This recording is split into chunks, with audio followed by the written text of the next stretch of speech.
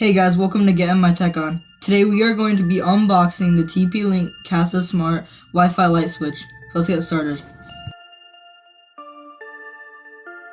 As we take a glance at the box, there's some good branding on here. It talks about the remote access and the scheduling features and the away mode you have on this.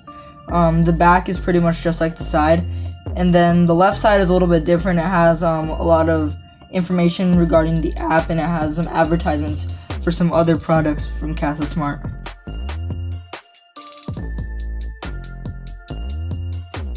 As we slide open this box, we can see visible our light switch, and also along with it is a foam cover on top of it, probably to keep it from getting punctured while it's in the box.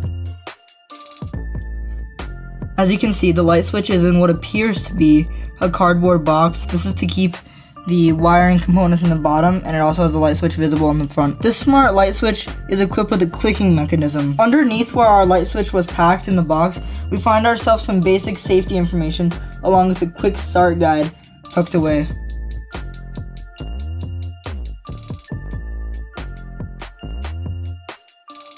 This quick start guide gives us some basic information on how to install our light switch, and also some information about the Kasa Smart app.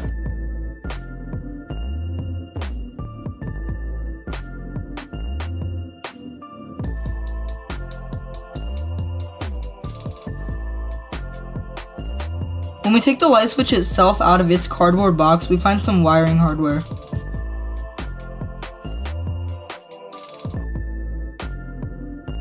After playing around with this product for a while, it looks pretty nice, and I can't wait to set it up. Now we gotta get the mobile app. This app is in the Google Play Store and also the Apple App Store, and it's pretty easy to install.